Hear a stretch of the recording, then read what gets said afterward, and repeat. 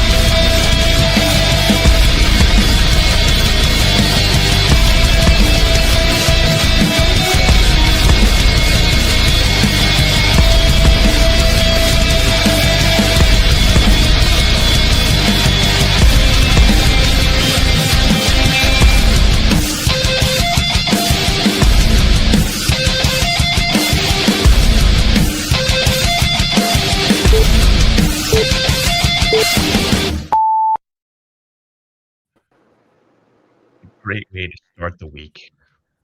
Special live stream.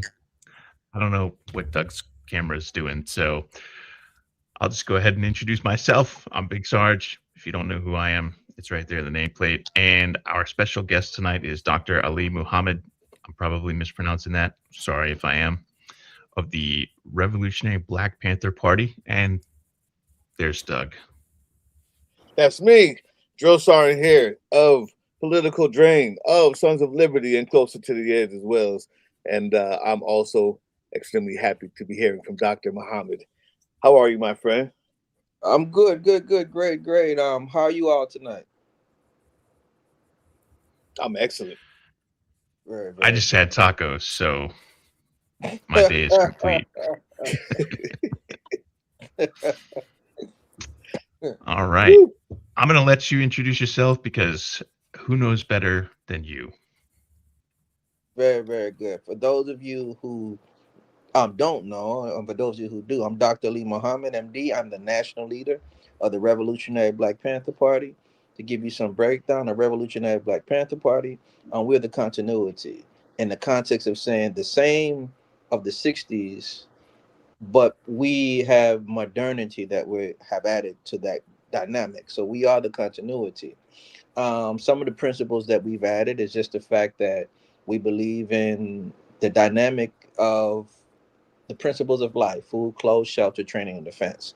So in addition to the 10 points that was established in 66, updated in 67, and in 72, we have 5 principles that we've added to that, which is to feed, clothe, shelter, train, and defend the people. In that context, we do consider ourselves, according to international law, the Geneva Convention, Inter-American Commission, as militarized, but also domestically, according to the Second Amendment, as a militia in that juncture. So we are, how would I say, structured in a way that we have a chain of command that makes sure that the mission and purpose at hand is always in accordance with the safety and the basic objective of the people. Those let's talk about the first 10, and I mean, well, I guess 11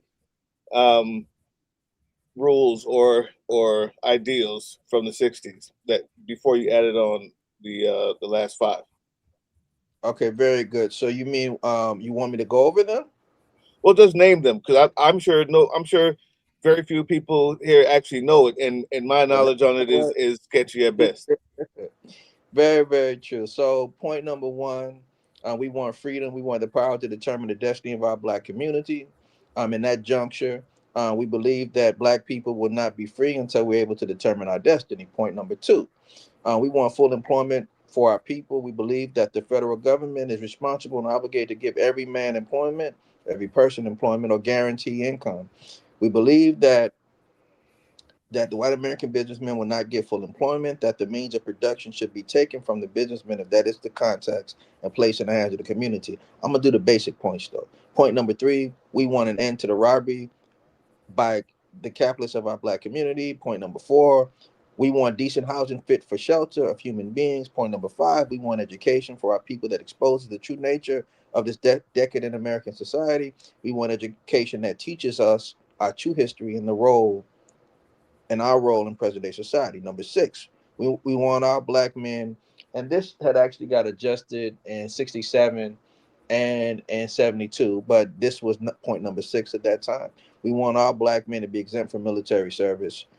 Seven, we want an immediate end to police brutality and murder of black people. Eight, we want freedom for all black men held in federal, state, county, and city prisons and jails. Nine, we want all black people, when brought to trial, to be tried in a court by a jury of their peer group, or people from their black communities, as defined by the Constitution of the United States. And point number 10, we want land, bread, housing, education, clothing, justice, and peace. And then we cite in that this particular piece from the Declaration of Independence, which says, when in the course of human events it becomes necessary for one people to dissolve the political bands which have connected them with another, and to assume among the powers of the earth the separate and equal stations to which the laws of nature, nature's God, entitle them, a decent respect of the opinions of mankind requires that they should declare the causes which impel them to the separation. We hold these truths to be self-evident, that all men are created equal, that they are endowed by their creator with certain inevitable rights, that among these are life, liberty, and the pursuit of happiness, that to secure these rights, governments are instituted among men, derived their just powers from the consent of the governed. That whenever any form of government becomes destructive of these ends, it is the right of the people to alter or abolish and to institute a new government, laying its foundations on such principles and organizing its powers in such form as to them shall seem most likely to affect their safety and happiness, prudence, indeed. And then it goes on to the entire dynamic. I will go over the 1967, because in 1967 we made some minor adjustments, and then we also did so in 1972. But I will go over the um, the simple parts of it, meaning that I'm not going to go over like the whole narrative, but I go over the basic parts of the 10 point. Give me 1 second. So 1967 points. Any other while I'm actually giving to go over the points, any other any questions about what I just mentioned? Nah, it seems pretty straightforward. I'm glad you mentioned them though, because um, I'm not sure that. Well, let's speak to the education. Knowing the education that we have, especially in the South, I don't think that, as we'd say in Columbus, nail one of them would have ever been mentioned when the name Black Panthers or the Black Panther Party has come up. Whenever anybody has been graced enough to even learn about them in school. So I'm glad that you said all of that and all those points, because that is a much different perspective. Is a much different narrative than has been painted about what it is you guys do. I appreciate that, and definitely it is important that people truly understand what position we have. So what happened with point number six, where it talked about military exemption, it was replaced with, we want completely free health care for all black people. And Mm, then in 67 that changed to, we want completely free health care for all black and oppressed people. So everything in 66 and 67 was similar, with exception to how point number six, and I think it was point number two, how we made some adjustments. But I'm gonna go over 72, 1972 update. So 1972, which was the last time we really officially updated it collectively as a consensus. We want freedom. We want the power to determine the destiny of our black and oppressed communities. Point number two, we want full employment for our people. Point number three, we want an end to the robbery by the capitalists of our black and oppressed communities. Point number four, we want decent housing fit for the shelter of human beings. Point number five, We want decent education for our people that expose to the true nature of this decade in American society. We want education that teaches us our true history and our role in the present day society. Number five, we want completely free health care for all Black and oppressed people. Point number seven, which is very important.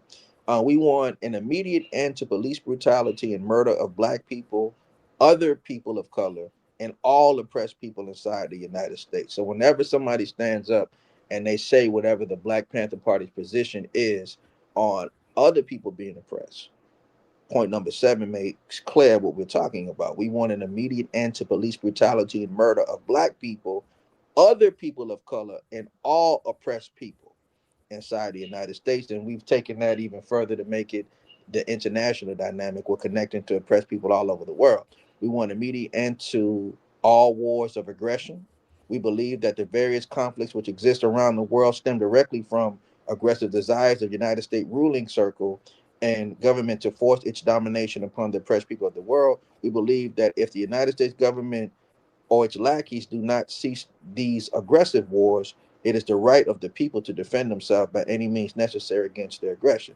Number nine, we want freedom for all Black and oppressed people now held in U.S. federal, state, county, city, and military prisons and jails. We want trials by jury of our peers for all persons charged with so-called crimes under the laws of this country. And number 10, we want land, bread, housing, education, clothing, justice, peace, and people's community control of modern technology. And same dynamic when during human events it becomes necessary for one people to dissolve the political bonds which have connected them with another. So that is the 10 points, and it's imperative that we understand that when it comes to dealing with the party, because those objectives are what we stand on, and these are measures that are fair and just for any people. Our background, and what a lot of people get confused about, is the fact that when it comes to race in this country, it's such a very trivial thing. You know, race started in 1676 after the Bacon Rebellion, which is when black slaves and white slaves got together in America to fight against the ruling class, to fight against slavery. The ruling class then in turn created the social construct called race. That's what they did. And with that social construct of race, they created white privilege, they created racism, and they created white supremacy and racial warfare. And that was, in essence, to beguile the um, the average or the impoverished and the everyday white person in America, that because you have this color, you have a privilege over others while we oppress everybody the same. So that's been a trick that's been used quite a long time. Like even when it comes to the dynamic of certain necessities like healthcare, like staples for food and things like that. We know that red states happen to be the predominant states for EBT, SNAP, health, all of that stuff, all this HUD, everything that's actually needed for human survival. The red states tend to be the majority, but a lot of people in those areas vote and act against their self-interest because they're manipulated by racism and by rhetoric and rabble rousing and race baiters, and that's an unfortunate thing. Which is why the first time recently when the shutdown happened and the EBT dynamic wasn't you know active as well, you notice that in those states there was a plethora of people at the food bank, and it's a very interesting dynamic to the extent that when FDR created a New Deal, it was considered a patriot. It was say it was the most patriotic thing in America when he created a New Deal. That's what people were saying. But the New Deal, was governed to white people first in America, including even veterans. Black veterans couldn't really get any type of like the VA bill or I'm sorry, the GI Bill or different loans that were governed for veterans. At first, that didn't happen. Even FHA and HUD was a white man, and black people wasn't getting it, and basically it was considered patriotic. It wasn't until Dr. King, fought so much around the '60s and the Voting Rights Act and the Housing Act and all these different things that he fought for got into fruition to the extent that LBJ was like, I think I just lost, the South to the Republican Party, and that's when they transitioned over. But the point I wanted to make is the fact that when he did that and black people start being inclusive, I mean, black people start being included in the, you know, the social services and housing and employment, this is when the racism began to start getting heavy with that. So in the 70s, they came up with the welfare queen myth. There was a woman in Chicago by the name of Linda. I can't think of her name right now, but she was considered an anomaly, But Reagan is the one who helped to create and exacerbate that myth, but it didn't start until we start getting some of those services. But FDR, that New Deal wasn't made for us, directly, anyways. And for a long time until Dr. King fought for it, we really weren't getting it. But yeah, so that's the context of that. But I'm here for any questions. I like questions, so I'm here for any questions that you all may have, or that some of the listeners may have. Got one for you. Uh, Paul asked, "How do you feel? Do you feel that the U.S. government is capable of using federal taxes to fund free healthcare?" Well, here's the thing. They play with us because when you start getting into politics and you see really what that's about. So you saw what's written in the actual Constitution. It speaks of the public welfare, and it talks about.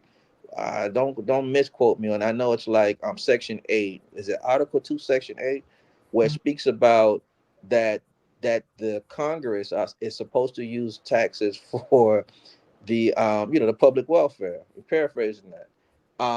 So here's how the political scheme of things work. Whenever we talk about politics, sometimes people be like, "Oh, you're a Democrat. They started the Ku Klux Klan." Yeah, but the Republicans started the actual Jim Crow.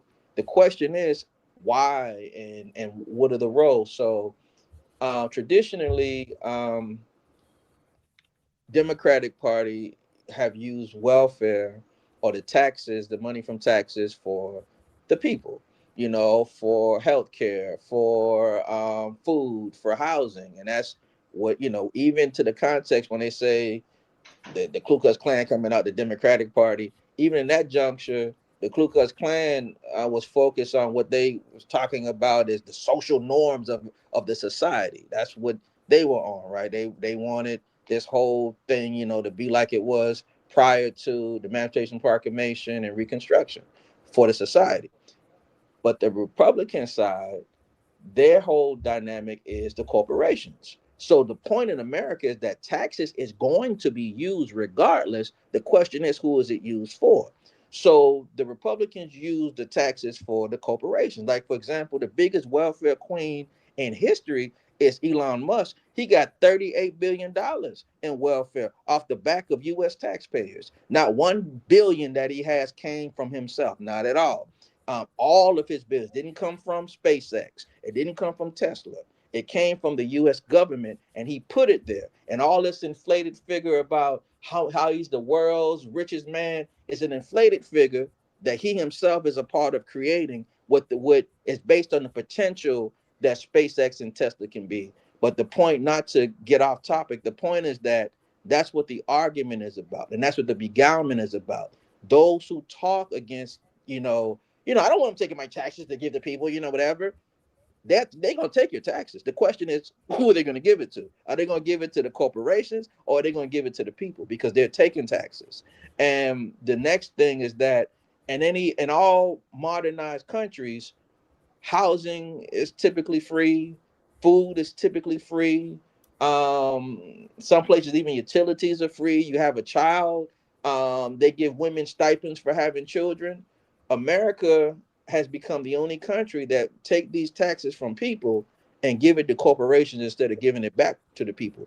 Your taxes are supposed to go back to you, and it's supposed to go back to the people. It's supposed to go for your health care. It's supposed to go for your housing. The only thing I feel that you should be paying, yourself for, if you want a like a luxurious car, or that's what you into and luxury, yeah, that's your thing. But as far as housing and food and healthcare and education, those things are supposed to be a part of any system, regardless of what people think. Whether they say, oh, that's social, whatever they want to put on it, that's a part of, um, I'm going to say, functional society. And I hope I wasn't too long-winded in answering that question, but the taxes is supposed to be for you and not for corporations. And again, that's how they trick people. So all these, MAGA people, yeah, I don't, that's socialism. I don't, but it's okay. Elon Musk is still $38 billion. You're gonna let a South African scammer roll up and scam you out of $38 billion, and that's okay. You're gonna let them roll up in the government and create the thing they call Doge, coming out of Curtis Yarvin School, who is the ideological father of Vance, of JD Vance, and Elon Musk. You're gonna let Curtis Yarvin's philosophy hijack you. What is Curtis Yarvin School? In his work, The Butterfly, is it called the Butterfly Revolution 2022?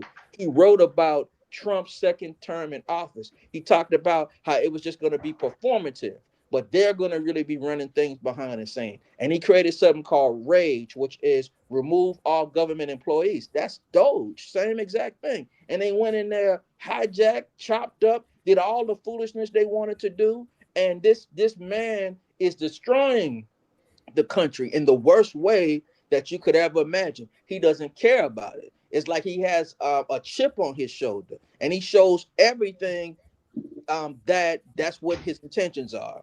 The dynamic of his history, being they say he was Krasnov and he was a Soviet spy for a long time, and there's evidence to believe that. How he went into debt and got out of debt. He used to be called the king of debt. And not to be long-winded on that, but my point Too with late, all of man. Too that, late. Keep going.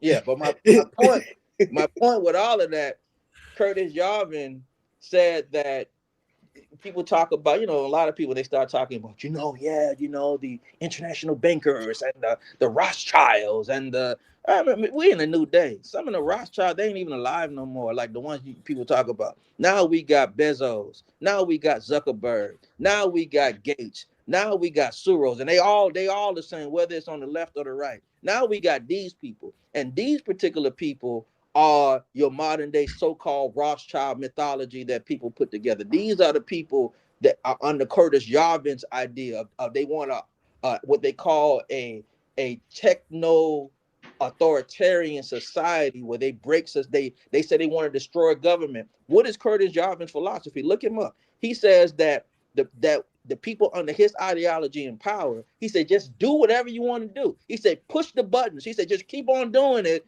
and see how far you could go. Don't stop. And this is Trump's whole thing. He'll send ICE out. They'll beat people up, slam them, do whatever. Just keep on going and push the button. Go and invade another sovereign nation, violating the Geneva Convention, violating international law, kidnap their leader, steal their oil, it's like a gangster and a pirate. Just do whatever you want to do anywhere in the world, anywhere where you at in your own country, because that's what Curtis Yarvin's philosophy is. He said, just do whatever. He said, sabotage it all, create this Network authoritarian state. techno state where Silicon Valley runs everything. No longer big oil, but now technology. And that's where we're at right now. And so that's how deep that stuff is. But that's Elon Musk's ideological father and JD Vance's as well. I got another audience question. Is it true the early Black Panthers had a lot of Black World War II veterans? Yes, as a matter of fact, the original symbol of the Panther actually came from a special brigade of a black unit in the military. I'm trying to think, was it the 76? Give me a second. Trying to, 763rd Tank Battalion, there if you I go. think I know, Yes, part of yes, Patton's Third Army. yes, absolutely. I, this is all you got to do is say, Sarge. What was the name of that? What was the name of that group again? If it has anything to I do might with have the Tank Battalion Yeah, number wrong, but I 761st Tank Battalion. Yeah, 761st. 761st. Yes, there you and go. that's what the symbol first came about. And a lot of those soldiers that came back, coming out of what it was World War II, They when they can't, Robert F. Williams is one of them. Um, Basically, he was one of the first to arm black people to defend rights under, exercising the Second Amendment. He was president of the NAACP, and when racists and when the Ku Klux Klan were attacking the community, and I think a black woman even got abducted and raped. He armed his NAACP chapter. They told him, "You can't. We're not with that. You can't do that. We're not violent."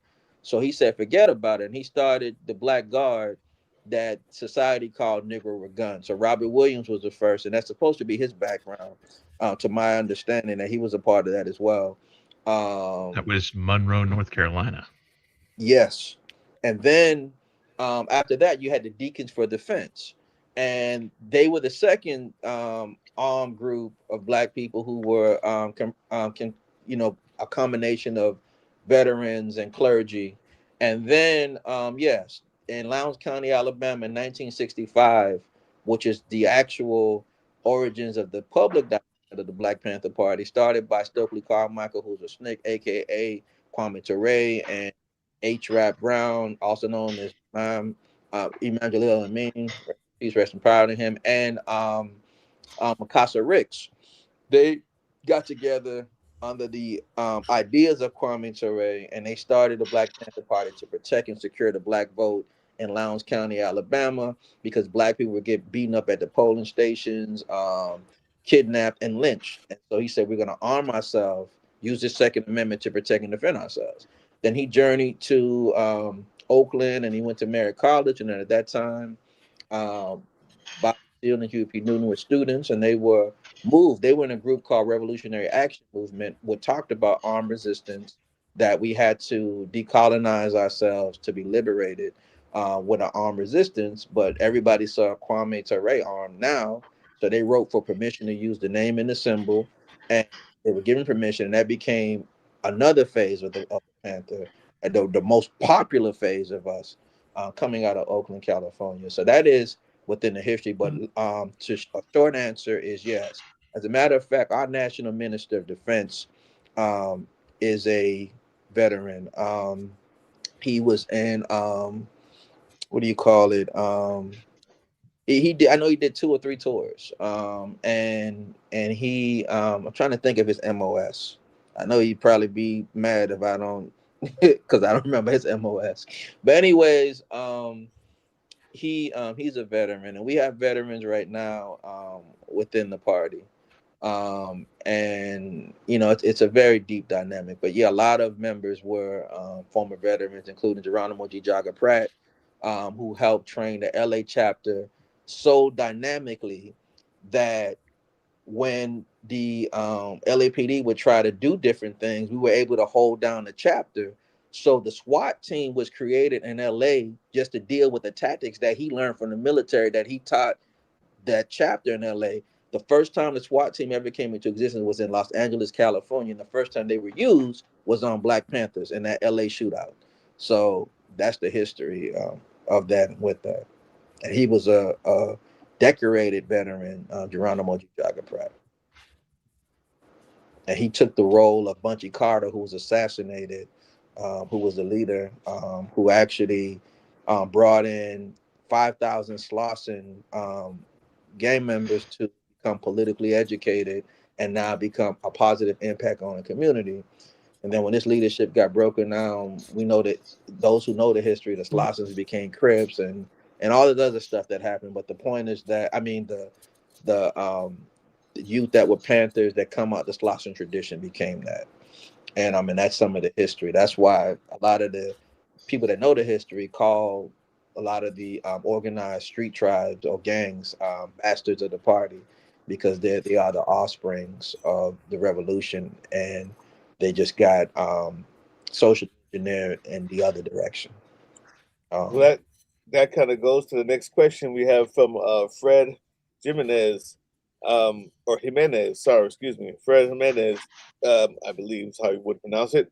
Grew up in the '60s. Panthers had feds after them, and there were some violent, scary times. How are today's Panthers going to deal with all the bad connotations and conspiracy theories against the Panthers? Well, my parents were Panthers in the '60s, coming into the '80s. And I will say that, growing up a Cub, I grew up, on the principles. There is a lot of information, and my parents were very, very strong and strict on learning and studying. So there is a lot that comes with knowing the history, knowing that stuff to the extent that we were sometimes a little paranoid growing up because we thought everybody was the pigs or the feds. The mailman was, the delivery people were. That's just how that, sometimes you grow out of that, but you live with that. So to answer all of that, COINTELPRO, which was created by J. Edgar Hoover, he really started with Marcus Mosiah Garvey when it comes to black people. But anyways, J. Edgar Hoover started COINTELPRO, and there were different programs in COINTELPRO. COINTELPRO, the basic objective was to disrupt, distract. I'm gonna give you the actual breakdown so I could thoroughly answer that question. So it was to disrupt. I know neutralize is in it, but I don't want to take it out of context. So let me see. The basic objective that J. Edgar Hoover gave for COINTELPRO was to disrupt, expose, disrupt, distract, and neutralize. There you go. Goodness, yeah, expose, disrupt, distract, and neutralize. And he did that on many levels. They had a program called Brown Mail, how they used gossip and slander, character assassination, fake phone calls, fake messages from this person to that person. They created a feud in the Panther Party back then with the East Coast and West Coast split came out of that. They created an issue right here in Chicago where with Jeff Ford, Imam Malik, and Fred Hampton Sr. Rest in peace to him. And they created a try to create a feud and a war. So they always have utilized that, but it's also the CIA had a program called MH Chaos, which the whole major objective was just to make major chaos and everywhere you could imagine in the black groups, and they had certain CIA operatives and informants that infiltrated the group. That was the CIA's program, was MH Chaos. The FBI's program, it was what do you call it, COINTELPRO, and then U.S. military intelligence used something called Operation Garden Plot, and that had other dynamics inside of it. And not only that, when we talking about answering that question, these programs, Nixon had some things. When Nixon came up with the Southern strategy, it wasn't just politics. He created the war on drugs. Look it up. John Ehrlichman, who was his top advisor, look it up. John Ehrlichman made it clear. He was the one who actually structured it. He said that the war on drugs is a proxy war designed against black people, that they couldn't just outright say we're attacking black people. So they used that as a proxy war to break up the Black Panther Party, to break up the civil rights movement, and to go after the white anti-war left. And that's what that was all about. And so how do we deal with it now? How we deal with that is that I'm not gonna put all our secrets out here, but I'm just saying how we deal with it. But I'm just gonna say how what I could say to you, sir, is that we have a very strict process on joining. When you fill out an application, we screen you. We do backgrounds, and I'm just going to say publicly, there are two major things. I'm going to say two of the major things, not all of them, that could disqualify an applicant. One is if you have any type of sexual assault charges or anything like that, no matter what it is and what it entails, that's automatic disqualification. So no No, MAGA can get in there. That's what's up. yeah, Gotcha. those guys, yeah, Trump and Gotcha. people with him and Epstein, yeah, none of them, Yeah, yeah, gotcha. no MAGA at all. And the other thing is, if a person ever came up on someone's paperwork as an informant or an operative for any agency, anything like that, they definitely can't join. So those are some of the top two things. So we have that, and we have a process. So we have a probationary period. I know some of those questions are asked because of what recently happened with the whole Paul Birdsong situation. I know that's why a lot of people ask the question, and it's like, you know, Well, the uh, algorithm did the algorithm just take off, or was that intentional? well, I think even more so than that, what I read into his question was not so much internally, but externally.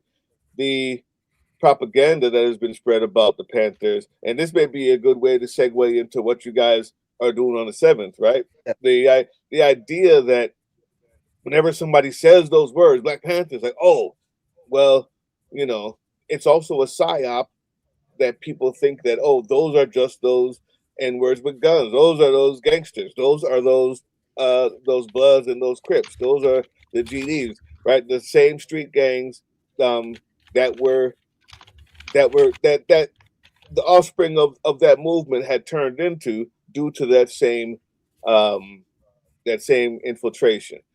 And so I think more so than just, or equally at least, is not only you guys stopping that infiltration, but how do you project to others? How do you stave off that idea, those misconceptions of who you are?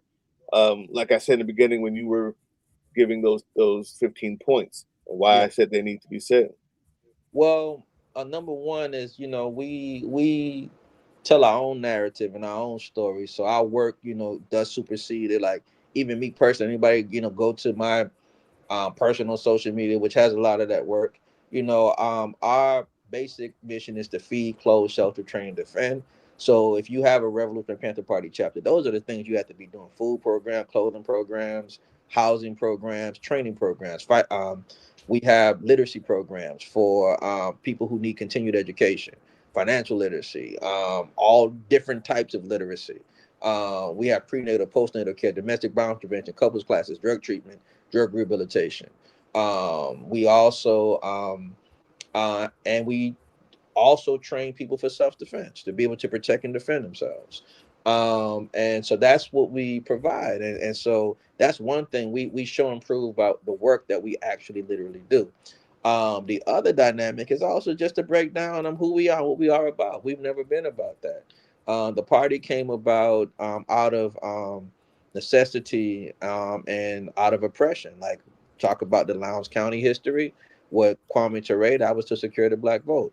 The Oakland history, because of oppression in Oakland, the poverty, unemployment, poor housing, dilapidation, and the terror by police. What a lot of these police departments did in LA and in Oakland, they intentionally recruited people in like certain southern states that they knew at that time they were intentional. They screened them that would be very aggressive towards a black population, and that's what they sent out to attack the urban community. They didn't use the people that were there. And you got to think about it like this, not to get off topic, but it's just how we found out the fact that ICE has a facility in Israel, and that there are IDF agents that co-train.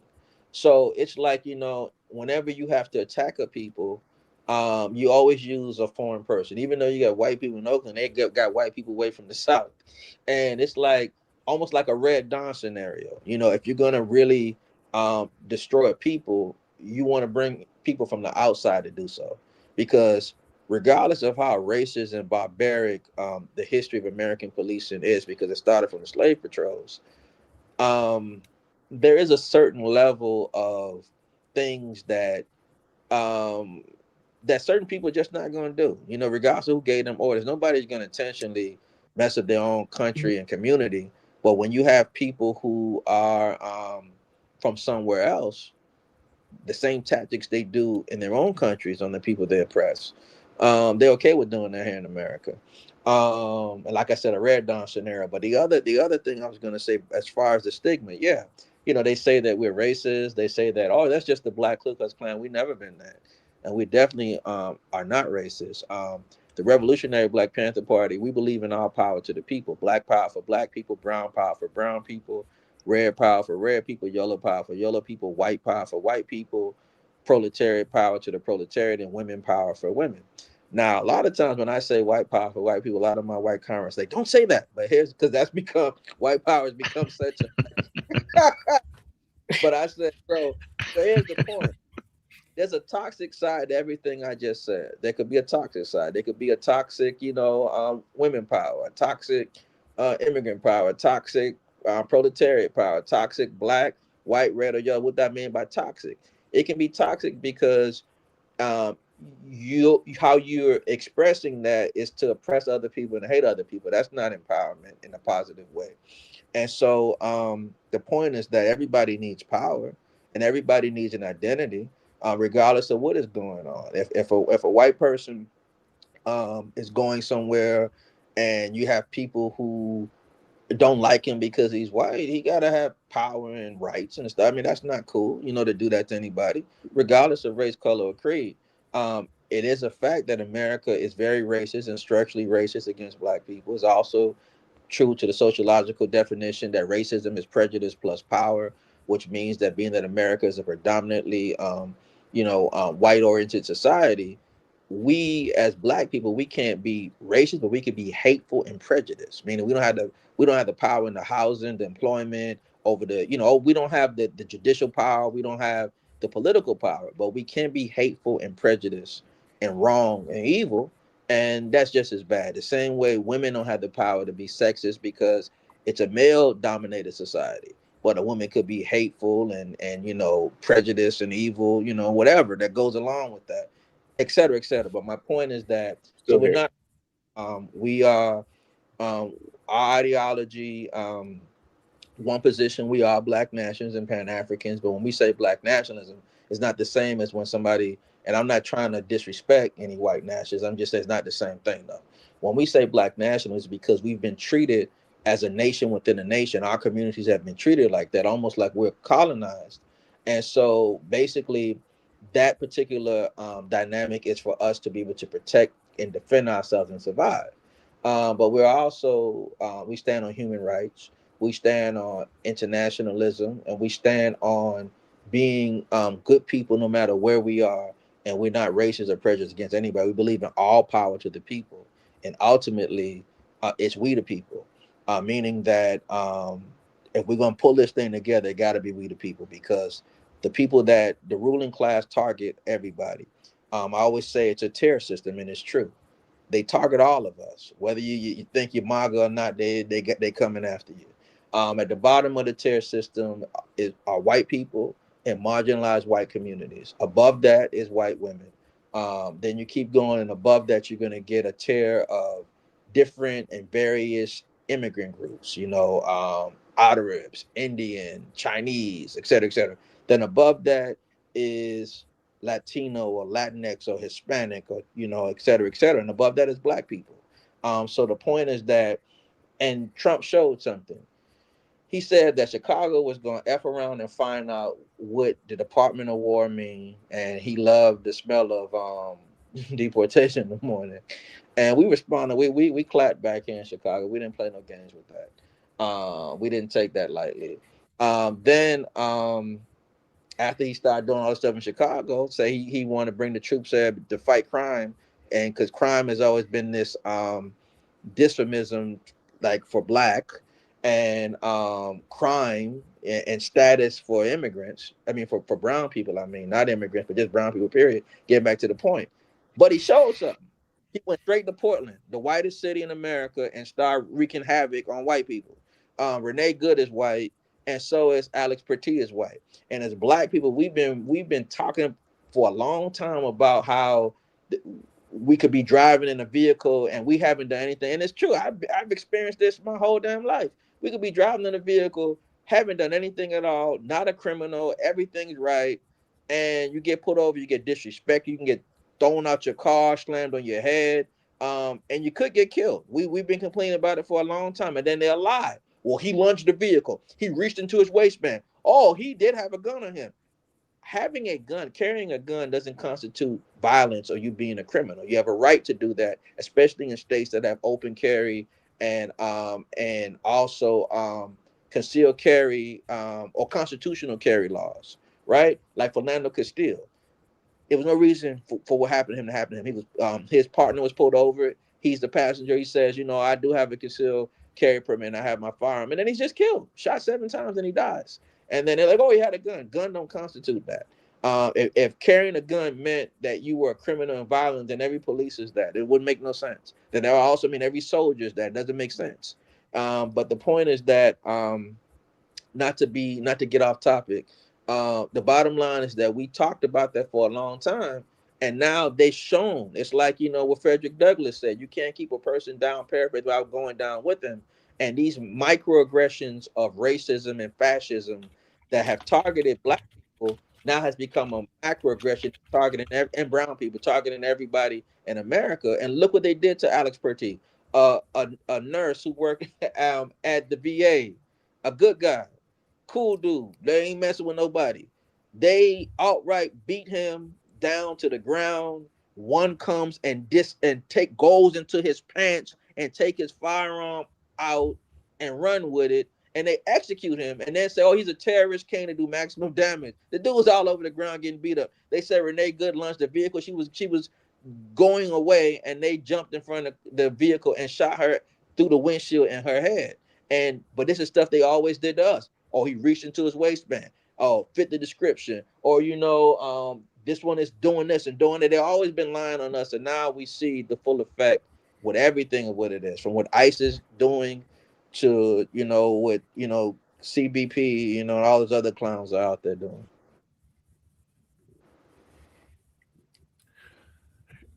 Any other questions? Oh yeah, this is blowing up. Sorry.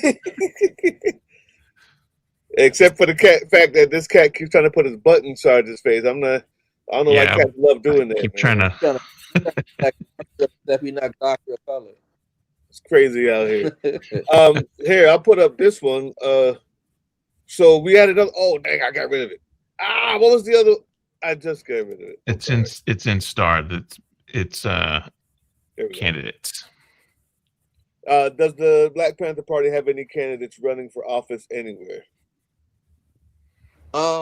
We have something called Drill the Vote is what I'm going to be doing starting next month. Really preparing this month, but fully engaging next month. And this is an initiative to encourage and to get younger people out voting, and also participation from younger people into the political dynamic of things. Now, many people say, they got all types of, voting is this and marching is this. They don't understand in any revolution, all of that is important. If the vote didn't matter, then they wouldn't target the vote. And if the gun didn't matter, they wouldn't target the gun. What do? They weaponize removing the vote and removing our ability to protect and arm ourselves. But yeah, we do. We definitely have people. As a matter of fact, here in this city, Jump Shepard running for U.S. Senate here, and he is a revolutionary Black Panther.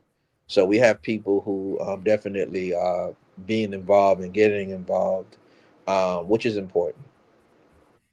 Outstanding. I don't know if you see there at the bottom, we got one from Zone Fanfic. Evening. My question for Dr. Mohammed is, what are your thoughts on bad actor groups like ADOS, trademarked by Yvette Carnell, and FBA, trademarked by Tariq Nasheed, highly likely being COINTELPRO? They've both sold out to MAGA. I know they're gonna watch this podcast, but let me. Oh, they will. Y'all be asking me the questions. Even you asked me, but so here's the point, and I'm gonna thoroughly answer. Yes. Okay, let's put it out there. I saw what's the dude from Fox News? Is it Jake Tapper? I think it's Jake. No, Tapper is CNN, isn't he? List some of the Fox News people. Jesse Waters. Some of the people that were popular and not really on no more, but not besides. You talking about Tucker Carlson.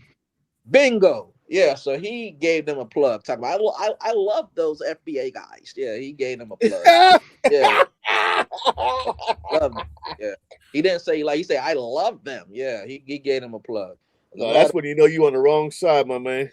Yeah. Yeah, so that's what he said. He said, I love those guys. So I'm going to thoroughly answer that question. When I answer it, it's going to be an answer that you could take back to for the most part, be able to share with someone else.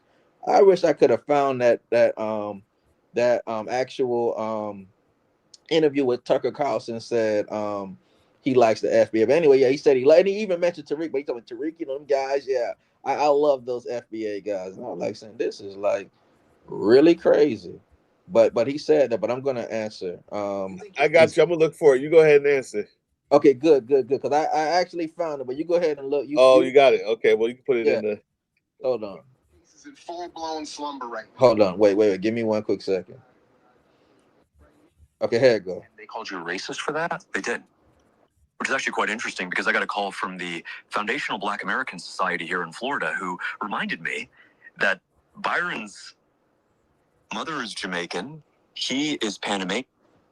Wait, hold on. What I do? Okay, my mistake. Yeah, they found it quite insulting in their words that he would try to claim victimhood of slavery as a single descendant of American slaves in his family. I like those foundational guys. They're so good. Tariq Nasheed and all. I mean, I don't agree with everything, but like message.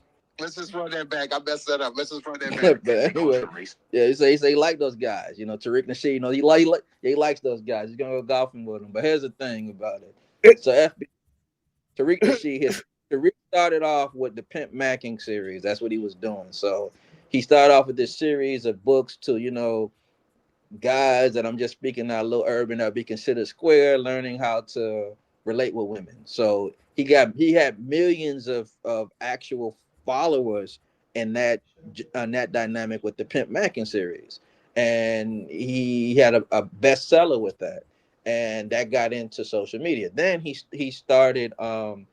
In my opinion, he saw what was taking off in what we call the conscious community, and it was like a lot of stuff taking off, and so he got in that community, and he started a series called Hidden Colors, 1 through 5, and that was a lot of people who consider themselves coming into Black conscious and stuff like that, and then he started going around Yvette Carnell and saw what she was getting from like what's his name the damn racist bastard who is responsible for the anti-immigrant movement. What's his name? Goodness. I'm trying to think. I mean, the Madison Grant was the first, but I'm trying to think of his name right now. Anti-immigrant movement. Who's the father of the modern anti-immigrant movement? I'm getting somewhere with this. Talking about Fuentes? No. But PFIR, what she was a part of is one of his groups. Trying to think.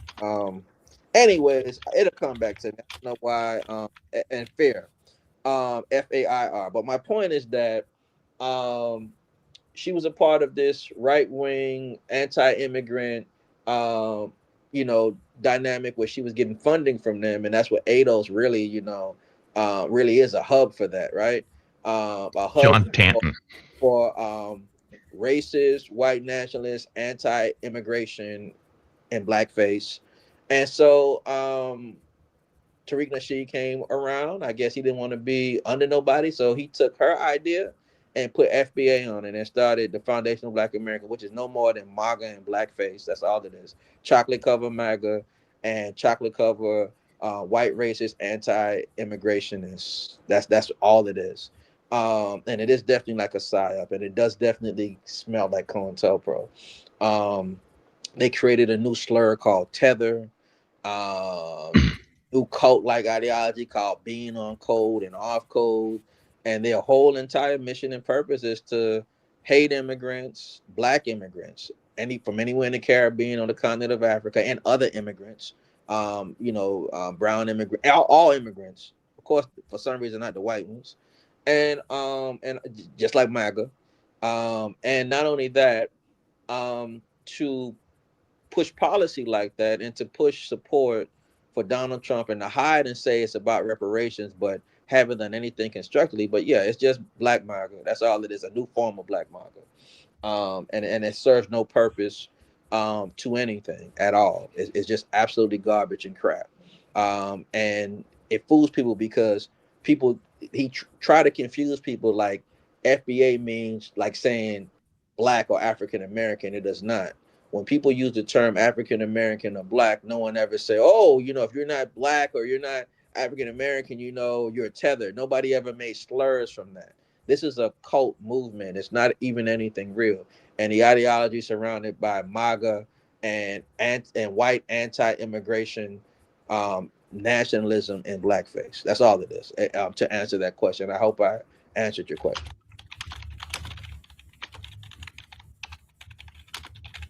So yeah, we there's a whole lot of questions. So I want to make sure that we get to what's happening on the 7th, but there's some more stuff. So let me get you oh my goodness, GX6VM says, sorry I was late to the live, but does RBPP accept other people of backgrounds, not just black folks? Well, here's how this, and to thoroughly answer that question. So, and I'm gonna answer it thoroughly, but I just want to put this before I do. So, there is a women's liberation movement. I support the rights of women, but I'm not a woman. So I definitely can't directly join the women's lib movement, but I can definitely be involved in coalition with them.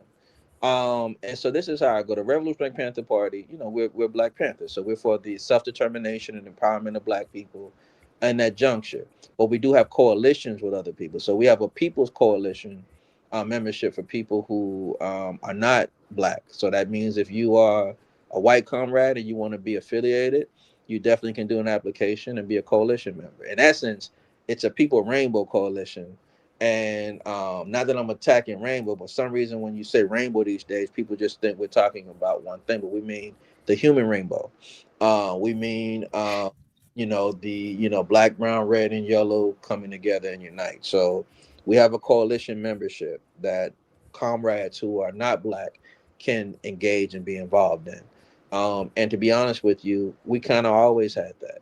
That was actually started in this city with Fred Hampton Sr. Rest in peace to him. He started the Rainbow Coalition with the Young Patriots who were white and had around from Appalachians, working class white people, with the Young Lords who happen to mostly be Puerto Rican, and the Brown Berets who are mostly Chicano or Mexicano, et cetera, et cetera. And to this day, we have a coalition with Brown Berets and Young Lords, and also white comrades throughout the spectrum. So, if you are a person who's non-black and you want to be a part of Revolutionary Black Panther Party, yeah, we have a place for you. You can do application. It's just a difference between the fact of our self-determination and our own autonomy, and understanding that some people get confused. So, we stand up for the protection and security of our rights and our humanity as black people. And in that juncture, we stand strong on that. But we also stand for black and all oppressed people, whether it's black, brown, red, yellow, or white. And that's the difference, because a part of our survival deals with the fact that we stand up for our humanity. But the short answer is, if you're interested in joining, yeah, you can be a part of our coalition. Okay. So we have other questions, but I felt it pertinent to put on some people who I enjoy watching, the Grits and Eggs podcast, just to further reiterate the point. Black American. These niggas ain't involved in nothing outside. They ain't doing shit outside. They on the internet looking for niggas that look just like them to degrade and call tethers all day. I don't see these niggas doing no work against none of these fucking Nazis, none of these fucking Klansmen, nothing. All I see is them niggas calling out other black people all day. That's divisive as fuck. Questioning niggas. Where you from? Where was you born? Nigga gotta show you your freedom papers? Damn, massa. I gotta show you the freedom papers? Who is these niggas on this nag? Bunch of motherfucking Stevens over there trying to check a nigga blood. Want to check a nigga papers. Sound like ICE. Excuse the language, white folks. I'm just saying we're here today to be honest, and this is how it sounds in the black neighborhood where they actually care. So yeah, we can continue on with the show. Sorry about that, sir. I hope we don't get demonetized for that. Big I, sorry. I, I actually wrote a book. Sorry. Let me see if I can put the link to it. I can't even get the link. I'm using this phone, but after the fact, I can send the link. I wrote a book that's called "MAGA and Blackface: The Hijacking of Black Power by the FBA Movement." So I got a book, FBA Cult Movement. I have a book that I wrote about that. And so here's the thing now. One of the things about it is that it's very true, but they compelled me to, to do what they, the whole lineage thing. I went back. I was able to, find, go to the 1870s and 1840s, with my lineage on, on that side of my family, my Black of America, part of my family. Point is that it's just garbage, what they do. That it's divide and conquer. It's silly, but it's also funny because Steve Bannon said he was going to have something like that. He said that if he could get 20% of the Black community to be confused and disrupted, that he was going to do it. He was going to put millions to do it. And Elon Musk ain't too far around the corner from doing that, and Trump himself is not too far. So yeah, all of that is garbage. It's a code. It's nothing conducive to our liberation at all. February 7th. What's going on? Oh, yeah. Okay, very, very good. So February the 7th, 2026, Cookeville, Tennessee. We want all people who believe in justice and who are against fascism, genocide, and racism, and the MAGA regime to stand up armed with us in Cookeville, Tennessee. Now, the primary basis, Dawson McCracken. Name is spelled Dawson, first name, last name McCracken, M lowercase c, capital Cracken, was murdered June 8, 2025 in Cookeville, Tennessee. So let me give some background. So Dawson's mother is white, his father's black. And so everybody see her children, these are black children, right? Most people don't know, and I'm gonna just tell the story. Dawson actually voted for Trump. Dawson was pro MAGA, pro law enforcement. They were very conservative Christian before this happened. The top of the family was. So that's giving some background. So he wasn't even somebody. He was actually an ally, if anything, to them. In that juncture. And he didn't. They didn't do it ill will. They felt that being that that was who they were as conservative Christians. That's what they supported. For a lot of people who get duped to think that it's based on family values and it's just some other stuff. Because Trump ain't got no damn family values. I mean, Melania's a porn star, and all that stuff Trump was doing, being a power bottom, doing whatever he doing to Bubba putting his phallus in his mouth. I don't even want to get into all of that, but whatever. Epstein Island ain't got nothing to do with no values. But getting back to the point, and all those MAGA people that's on that stuff is garbage. But let me not get distracted. So what happened is that his sister called for a welfare check because he said he didn't feel well. He felt like he shouldn't live. It's a mental health dynamic. But he wasn't violent, wasn't aggressive. When the police, Cookeville police, who happens to have a lot of racism in their ranks, came to the home, they saw that his fiance was white. And so she pulled out his picture, and one of them she said got red, and he was like, he ever put his hands on you? Start saying all this crazy stuff. And so then when they finally came to him, one of the officers approached him and had an AR in his hand, and it's recorded. It's on their cams, and he's like, "Y'all are here to kill me." He said, "I just don't feel good today." He said, "I just feel horrible." I'm just paraphrasing what he says, and he kept letting them know, he won't harm them, not even gonna harm himself. He just, needed somebody to talk to. So instead of them having a crisis intervention team come out, it seems like since the shift was changing, they just said, F it talking to him. F it trying to talk to this person who just needs somebody to talk to and needed an anchor of support. One of them took his AR-15, fired until it jammed, think he got like 21 shots out of it. And then the other walked up over his body while he's wounded by this AR, and you might as well say just about dying, and he unloaded his magazine, but he shot him in his body first, and which means he had to count the shot because he made sure the last shot was a kill shot to his head. And on the audio recordings that we have now that the public doesn't have, Dawson is saying, "Why, why y'all, shooting me? I'm not gonna harm you. I didn't do anything to y'all." But they blared that out when certain people did get it. But there's audio saying it. But my point is that to summarize what happened to him, Dawson McCracken, they came to him, they shot him 36 times and killed him for no reason. He didn't point any guns at them. He didn't pose any threat to them. He just needed help. And they killed him because he was a black man over 6 feet. And that's really what it was. With a white fiance. And so, Yeah, that's a big part. Let's make sure you remember that part. yeah. So that's what happened to him. So February 7th, 2026, we're asking people to stand up against fascism, oppression, racism, and also this MAGA regime. Come to Cookeville, Tennessee, February 7, 2026, for the Armed March. That's what it's called. Armed March against genocide, fascism, racism, and this MAGA regime. Justice for Dr. McCracken. We want you to come. Everybody who supports the Second Amendment. And people will say, well, what does that have to do? See, Dawson also, on person, he had a firearm.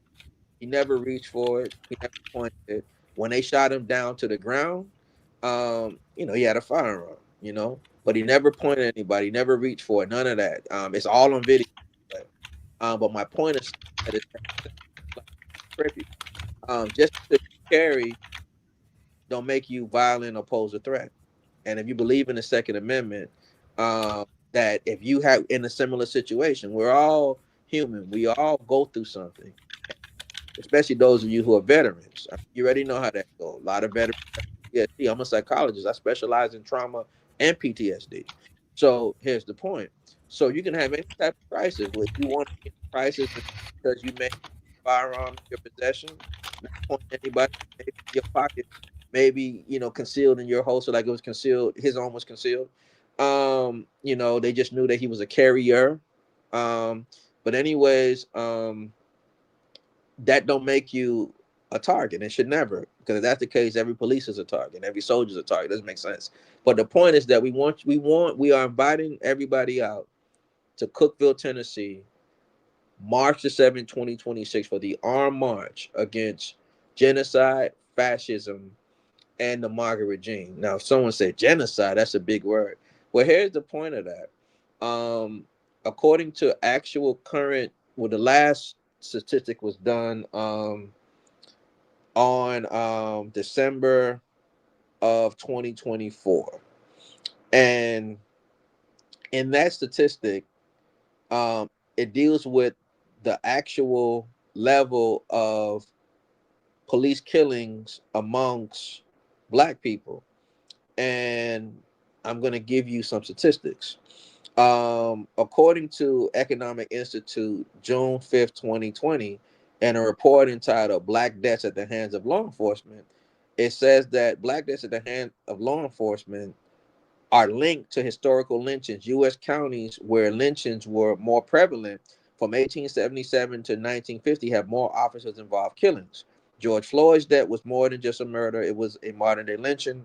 The agonizing similarity in the death of Floyd, Ahmaud Arbery, and Breonna Taylor is that current former police officers participated in their lynchings. From 1870 to 1950, nearly 4,000 individuals were the victims of lynchings. Some have speculated that as many as 75% of historical lynchings were perpetrated with the direct or indirect assistance of law enforcement personnel. Despite drawing attention from large crowds, many perpetrators of historical lynchings were never charged with the crime because police did deputize a lot of people at those lynchings. According to Huffington Post, November 4, 2015, report entitled Police Killings Surpassed the Worst Years of Lynching. It states police in the United States killed nearly 300 African Americans each year, a number that surpasses the highest annual tolls of lynching during the Jim Crow era, 300. So that's almost every day, right? According to the Washington Post, fatal force, people who have been shot and killed by police from 2015 to 2024. It states 2022, 261 black people killed. That was as of December 29, 2022. 2023, 251 black people killed. That was as of December 27, 2023. And 2024, 259 black people were killed that year. That was as of December 30th, 2024. So we're talking about every 28 to 34 hours in this country, a black person is killed by law enforcement. In any other country, that would be considered ethnic cleansing and genocide. So that's where the term is there. Also, not only that, what ICE is doing to the brown community is definitely a form of genocide and ethnic cleansing. And so, and we already know the MAGAs on this great replacement theory idea, just like FBA do it in blackface. They got the blackface version of great replacement theory, but it is what it is. Real quick, somebody asked this. So far as I know, there won't be a Sons of Liberty live of this. We're gonna try to get it on Political Drain, though. I want to let you know that, BigSarge. And for some people who may be on Political Drain is the other channel that I'm on. In case people, there's a lot in this chat who don't know.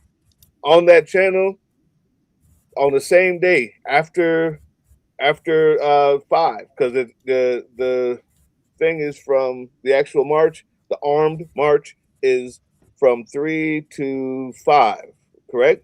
Correct. 3 to 5 p.m. Yes. After that, okay, at 3:30 to 5. After that, Political Dread is also doing a fundraiser on our channel, and you did not know that, Dr. Ali, but this was something I wanted to present here live to people. This is for all of it. So we're going to be doing a fundraiser. After that, we're going to try to get it live, and then directly after that, it's going to be a fundraiser where we're going to be giving away stuff. There's ways to win things, but we're trying to raise money for the resistance. There's people who need. We've got agents on Spec Ops who need clean phones. We've got people who are in dire need of camping trips, and we're kind of running out of ways to get them there. And there's also a PR code, a QR code that I can't show on here for the Panthers as well. And we plan on helping out on all 3 of those fronts after this march. So you guys go to Political Drain. We're doing a live fundraiser for the whole thing. We're just trying to. It's going to be fun. We're going to be talking about Black history. We're going to be talking about what we just saw. If we can get it live, we are trying. I promise, Dr. Ali. But you guys make sure that you keep that Saturday open, because we're going in, people. We're going in, and we'd like to do what we got to do. Very So, good.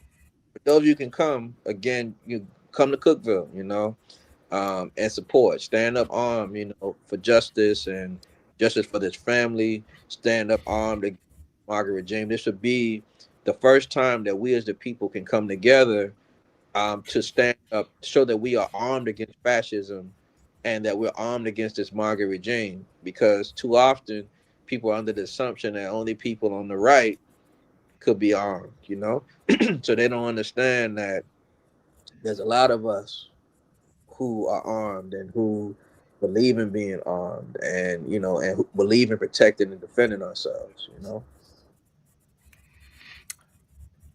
Working on it. Plan to stream. oh, there it is. Or be there. So that's the other part is one thing that the Sons of Liberty has that Political Drain does not is that membership and that Discord and the group of people who have said, yeah, I don't want to be a part of this. Whenever we have things like this going on, especially when we have things like this going on with historic groups that can be trusted, and especially for reasons that are about helping others, and are about helping our fellow men, that are about getting justice, and especially when they're armed. The Sons of Liberty, all of you in that chat section, should want to make it your best effort to have our flag there, right? So you can be there, Be there. Think about it. Try. Everybody's having a hard time. But these are the types of things that we would like to see. And now, SOL, we're also going to be live. We're working on it. Hopefully, we can be live. If not, Political Drain will be live for. But we're going to be live for this here. So if you can't make it there, make it there. Try to make it there, especially if you're SOL and you're in Tennessee. Make it there. Make it there. It's Saturday. Make it there. Show up if you can. If you're in Alaska and you can't get there, you can probably see it live here. And then afterwards, we're doing that Spec Ops. We're doing the Spec Ops fundraiser, which, like I said, is needed for a lot of things going on. So it's a lot of stuff happening on Saturday, and it all starts with this, man.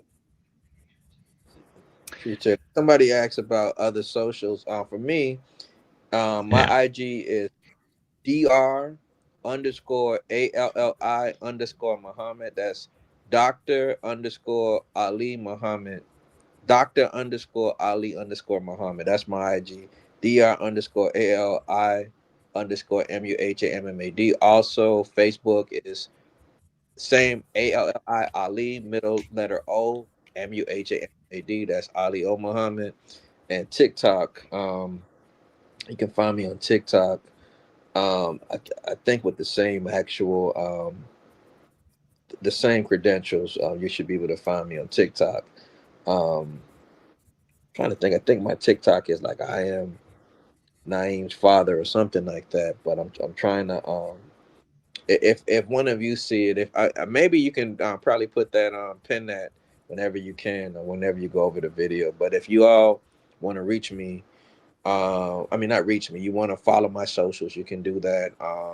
IG is dr underscore ALLI underscore MUHAMMAD.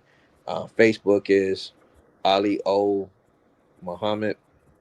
That's ALI middle letter O MUHAMMAD. And like I said, I don't know the TikTok offhand. I think everybody's getting off TikTok anyway. Yeah. Yeah. What's that other one's name that everybody keeps saying? Eric, are you on this? And I'm like, what is that? I don't know. Feed, up, shoot, up, something. stream, up, boot. I don't know.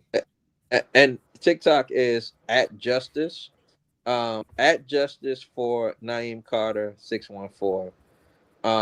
That is the at sign, the word justice, the word for FOR, and NAYIM, last name Carter CARTER 614. So at justice for Naeem Carter 614, and also Dr. Ali Muhammad MD. You probably could just put my name in and I'll come up on TikTok or either one of the platforms. But I guess that's it for that. Benny Loco, good to see you here. Trump Talk. That's exactly what it's called. That's what it is. Trump Talk. Trump Talk. Trump Talk, man. Just Paul Temple, I'll try to get you in touch if I can, sir. Yeah, just like the beef, you have any conditions, candidates running for, oh yeah, we answered that. Did we? Yeah. My fault. I thought you had a follow up. No, did we follow up with the I think there was part of the question about when you were talking about the FAB or FSA, something like that, the organization. Yeah. And your personal perspective or even just the organization's perspective on, I guess, Black MAGA, call them MAGA blackface. Kind of wanted to get you to elaborate more on that. Yeah, well, I think the sickest thing in the world is the whole Black MAGA garbage. You know, I don't even know how it could exist. It's like it's an oxymoron to me. You know, it's like you know it's So my opinion on Black MAGA, Black MAGA is just that. It's no more than the Great Replacement theory in blackface. Is no more than anti-immigration, white nationalism in blackface. Is no more than Trumpism in blackface. And we already know what MAGA is. MAGA is a fascist, disgusting, hateful, deplorable regime, and they're also scammers. They're just stealing and taking all kind of stuff. So the whole my idea of Black MAGA is garbage. It's like saying Black Confederacy or Black Nazis because it's the same exact thing. It's Nazi ideology, it's Confederate ideology, and then you put Black on it. It's just insane. I know that a lot of Black people. I'm gonna tell you, it's pretty much two or three reasons why, in my opinion, now that Black people are involved in it. Some Black people get, manipulated because of, their religious background, and so they feel that, because they go to church, they're Christian, that somehow Trump, support their values. I don't know where that confusion came from, but they think so, and that's how that That's the goes when this Christian dude don't have that's any values. that is simply that the whole idea of church has destroyed the mind of many of these people, and I'm not. I mean, I even still consider myself a Christian, so I say that first. All of I have to, because when I say the next thing I'm going to say, people gonna think I'm a demon. Church has been the number one thing to turn normal human beings into demons and devils. The Christian church, and when they say my values, what they mean is abortion and gays, and that's it. That's it. I don't want gay people around me. I don't like trans people around me, and nobody should get an abortion because I'm a a sheep, and I can't think of anything past the pulpit of the pastor who's, by the way, fucking the kids and the sheep after they get off stage. So anyway, that's what they mean by values. Just in case people needed to understand what they meant by values. But you can continue, sir. I apologize. Okay, so that's one reason why. The second reason why, it's like, it's the whole money thing. Some of them on a certain tax bracket, and they feel all this stuff that Trump talks, pro, certain tax brackets. That's the other reason why. And then the third reason why, and I've heard this when I probe people when they're so pro Trump and anti immigrant. Some of these people were in relationships with people that were from other countries, and they mad at them, and so they mad at them, and they got some. They just need therapy or some counseling, and that's why they support it too. So they either hate immigrants already, it's their religion, or it's money, and that's the only. There's no other reason why. As far as the book, somebody asked me about the book. So the book's name is actually, the full name is Change Reforged: The FBA Cult and the Death of Black Revolution. And again, it's Change Reforged: The FBA Cult and the Death of the Black Revolution. And it can be found, MAGA and Blackface. It can be found on Gumroad is actually what I have it on. I'm gonna let me see if I could copy this link, and I'm gonna send it to y'all. But anybody want to get the book, it's a very, very, very powerful book, because I break down every aspect of what it is, and really how some of the arguments that they use is contradictory, because they say, oh, those people don't like us, and then I'm saying the same arguments you make, we got those issues amongst ourselves already. Black people from the South be hating on black people from up north, and vice versa. They say, "Oh, you Bamas," and then they'll be like, "Oh, bougie," and all type of different West Coast, East Coast. We can be in the same city and have issues, and that ain't just black people. That's everybody too. White people too. That's just humans. Humans gonna always have some issues with other humans, and make an excuse, make an actual excuse to hate other humans. Give me one second. To make an excuse to hate other humans and have other people misery love company type thing. Did I go out? Okay, I'm back. Am I here? Yeah. Okay. Yeah, I hear So you. Yeah. I'm gonna put it in the chat. Okay, cool. I'm gonna put it in the chat. How to get that book? Okay, it should be there. Hopefully, there it is. Yeah. So anybody that wants that book, or any of my other books, they can get it there on Gumroad.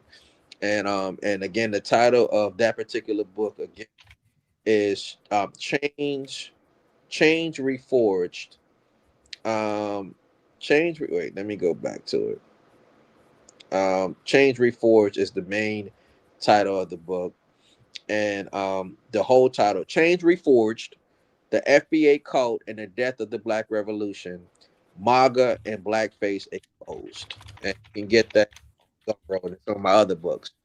Um, I got one book is Pan Europeanism, and then there's some other books talks about drill culture and this IG baddie. Cause to get into some stuff that is very toxic within the community. So some of the other books I have. So if you want to contribute, definitely it would be cool. Also, too, if anybody was interested in giving a monetary contribution, definitely it takes resources to be able to do what it is that we do. I also put in the chat, that's the cash app if anybody's interested. RPP National HQ1 is how you can help. RPP National HQ1. Any type of monetary contribution is supportive and can help. And I guess hopefully that answered. There's another question. Oh, yeah. So that No, is I copied the link that you oh, gave cool, and I pinned it so that people can type it in before the end of the stream. cool, very good, very very good. Man, I don't know about anybody else, but that may have been one of the most educational, uh, educational, informative, intentional lives I've ever been a part of. Man, listening to you speak, listening to you go over the history, listening to you go over the connections, inspirational that I've ever been a part of. That I appreciate it, man. That I don't know. We may have more questions. We can stay on longer, but I just saying, I Well, I definitely appreciate. appreciate it, brother. Thank you. I appreciate both of you brothers. I appreciate. Go ahead. Oh, I didn't want to interrupt. I did have a follow-up question. Sure. I just what type of training for when you talk about self-defense? Obviously, the one thing that most people think about when they think about Black Panthers is the iconic image of armed black men standing on some steps to a building. So that's what everybody thinks of because that's what's kind of been burned into the collective conscious. Never mind the fact that Black Panthers, have a history of building mutual aid networks for communities. So, with regards to armed protest, what kind of training that you can speak of, do you and advice do you have for the people in the revolutionary Black Panther parties who go out to protest that are armed? Because nothing scares old white people like Black people with guns walking down the street, I guess. So the question is, what type of training do we have? That you can publicly speak of. I'm sure you probably have some Yeah. proprietary stuff. Well, yeah. So we in the Revolutionary Panther Party, we have two boot camp training each year, and when I say boot camp, is also like a return boot camp, meaning that one of them is a week long, the other one can be up to 30 days, just depending on the person's time. I'm not going to say exactly where, but we have three camps that we do training. Basically, we go over conventional military battle drills like battle drill 1. We go all the way through the battle drills. That's in the party. And as much as I can give out, I'm just going to say that.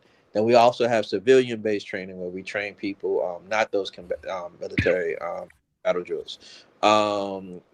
Most seasoned Revolutionary Panthers are trained pistols, rifles, shotguns, and proper carry, all that good stuff, and field medic type training as well. Also, as far as hand-to-hand combatants, we have a system that's called Tutakinga. That's a Kiswahili word for self-defense. If anybody is familiar with McMap that the U.S. Marine Corps has, or Krav Maga, it's kind of similar to that, but there's some modifications, and that comes out of also my experience. I studied wushu at the age of 5 from my father all the way up to age 12. Then got into Okinawan Kobayashi Shorin Karate, earning a black belt. And then 5 years boxing, 5 years Muay Thai, 2 years Brazilian Jiu Jitsu, and military type combative training as well. So that is what we offer. And most seasoned Revolutionary Panther Party members are well trained. As far as rules of engagement, on an international level, we believe in the Geneva Convention and international humanitarian law, which means that the only people that ever get injured if we have to go into battle are enemy combatants and not civilians. And those are soldiers who are enemy combatants, and we believe in the Geneva Convention dynamic that's also humanitarian as well. That if you take a POW, you feed them, you treat them right. If you ever get captured, you give rank and serial number. On a domestic level, militia, all the rights that come along with that, and all that applies to that. So that is some dynamic into what we are in that way. But then it's like a uniqueness because then we're also political in the context of, we believe in having people go into politics, having people go into office and things like that. So we're multifaceted, but in the ways of being armed and defense, yeah, that's our position. And as much as I can answer, that's what we stand on. Right. Follow up to that.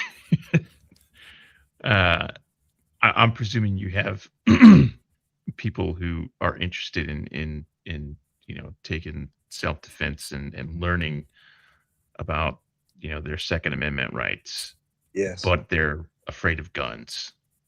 Basically, like Happens. they don't. How do you overcome that with them?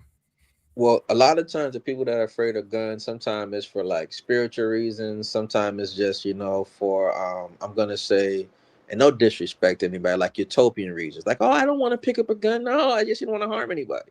So one thing I always try to explain to people is that there's not one thing that exists on this planet or even within the universe that don't have some type of defensive mechanisms. Like I even tell people, even roses have thorns.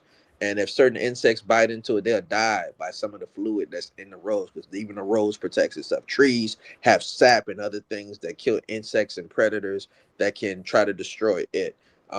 Even fruits to a certain extent, But the point is that when it comes to not wanting to do that, self-preservation and self-defense is of the first laws of nature. Even our bodies are designed like that. We have an immune system that protects us from foreign things coming to attack us. And so we never had a time in human existence where we weren't able to put it like this.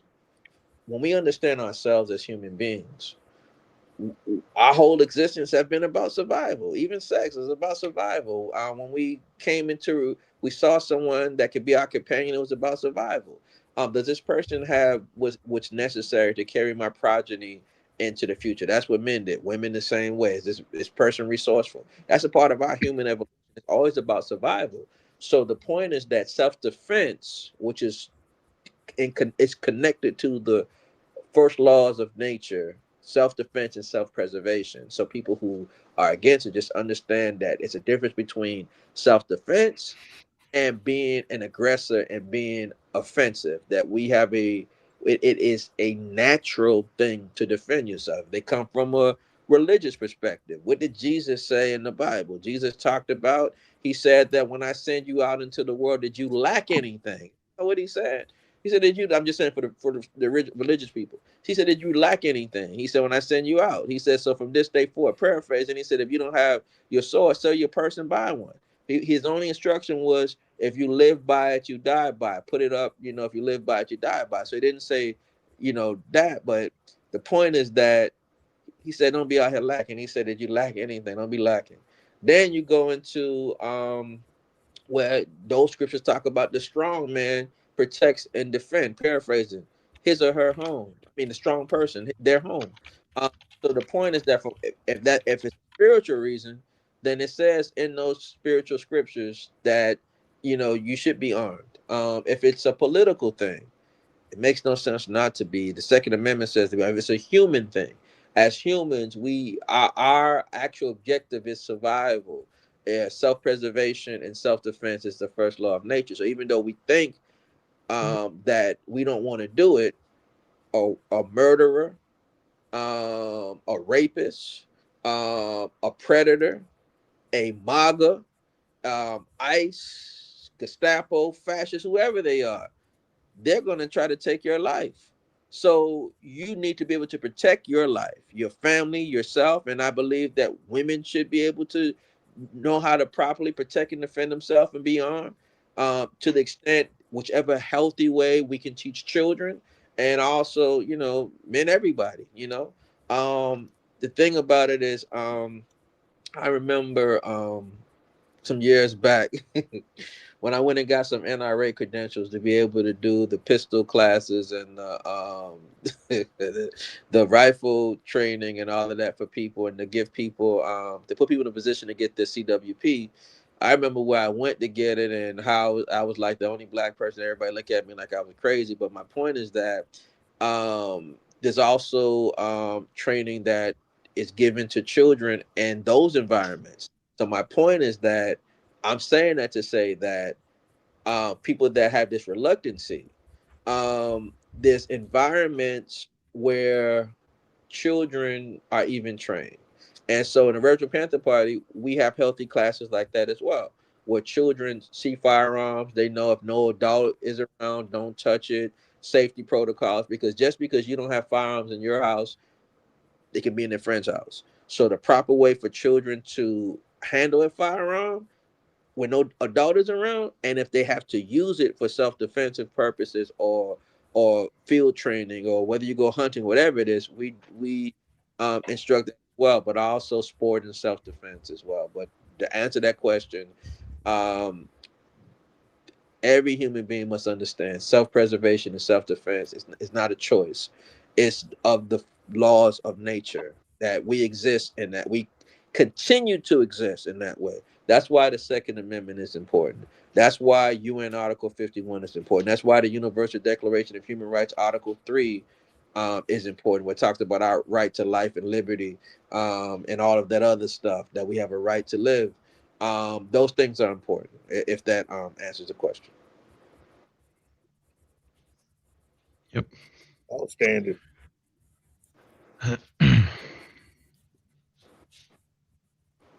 What else you got? Sarge, I'm done. I don't even know what to say no more. We did have a couple of people who joined late, Yeah. so Wow. they missed kind of the initial stuff, and there were a couple of questions about the Revolutionary Black Panther Party being cool with the LGBTQ community, and whether or not that was a thing, because they missed, your earlier part where you talked about that. Okay. I gave a speech at the Supreme Court a couple of months back. Some people may be able to find that on some of my socials, or also I think Refuse Fascism has it on their some of their on their website.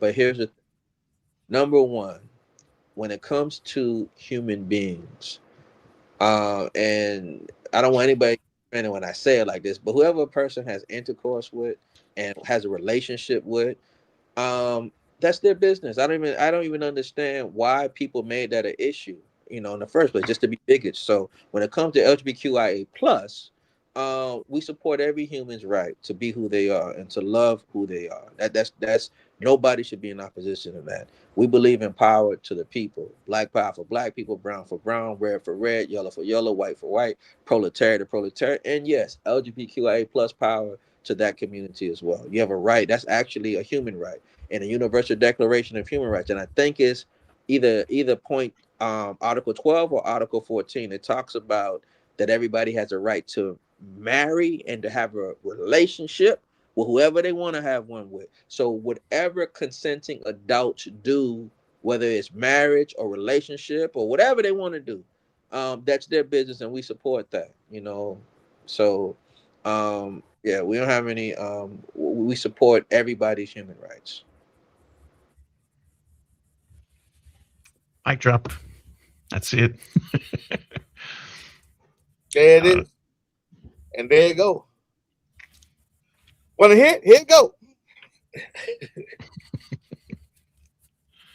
Outstanding, man. We believe in solidarity with good people, just like we had a People's Coalition, Remo Coalition of the People in the '60s.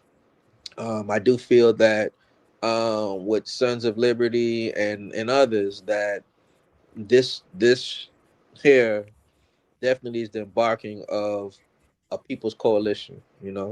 What people don't understand is that we all may have different ideologies and our cadres or organizations, but our basic objective and goals are the rights of the people, the protection, security, and safety of the people, to make sure that everybody has a country and land they can live in peace and rights and justice. That's what we all want. And we also all are against fascism. So those are the things that we have in common. And we never should ever be divided as the people with the things we don't have in common. If one thing the George Floyd uprising taught us was the fact that when black people, white soccer moms, Arabs, Indians, everybody, veterans, everybody got together to stand up for what was right, it made some change happen too. And we got to always remember that. The people divided can never be defeated. And it's not some of the people, it's we as all of the people, and all power to the people. All power to the people. I'm good with that. I'm good with that. Yep. Y'all remember the 7th. We're gonna try to do it here live, SOL. But in Tennessee, give me that, give it. Matter of fact, hold on, real quick. Let us one more time. The March Against Genocide, Fascism, Terrorism, Poverty, and MAGA, especially for the case for justice for Dawson McCracken, will be Cookeville, Tennessee, City Hall, 45 East Broad Street, Cookeville, Tennessee, 38501. And they got the number there, 918-438-5540. We need to show up. If you can't show up, we need to do all the things, man. Donate, be here for the live. We're going to try and do it here live. Be here at Political Drain afterwards for the raising of the money for these groups and for the Spec Ops team. And let's just show up, man. We need each other more than ever. That's my last words. We need each other more than ever. And the whole point of having groups like this is to know that we are not alone. Yes, indeed. Yes, indeed. The people united can never be defeated. I feel like we should just end it on that note because you can't top that. It's just gilding the lily. And I appreciate you, brothers. All power to the people. And I'm hoping and that, those who listen tonight, that some of you come out and you support February the 7th. Please come out. It's the armed march. We have an opportunity to show them that we too on this side can be armed with discipline and stand up against fascism and injustice. Because as Dr. King said, injustice anywhere is a threat to justice everywhere. All power to the people. 2 claps in the Rick. Do you know two claps and a Rick? No, you're gonna figure it out as we do it. It's a thing that I do at the end of my videos. I just say two claps and a Rick, and then Two Ric claps Flair. Woo! and then Ric Flair. Woo! Oh, Yeah. I got it now. That's gonna be our show for tonight. I got another live stream tomorrow with, I believe, Josh Turek. I have to update my live stream schedule. Dr. Mohammed, thank you so much for being on here tonight with Sons of Liberty. And we stand in solidarity to support your march on Saturday, February 7th, exercising your Second Amendment rights. And if you're in Sons of Liberty, get your sweet ass to Tennessee. Tennessee. I appreciate you, brother. I appreciate you, brother Sarge, and appreciate you, brother Drill Sergeant, brother Doug. So you all have a very powerful night, and looking forward to more of this as well. And for Sons of Liberty, anybody who is a member, please come out, and all power to the people, family. Two claps and a Rick. Woo! I heard that. My wife did it from the back bedroom. I'm All out. right, that's our stream. Oh, I got to press the button, don't I?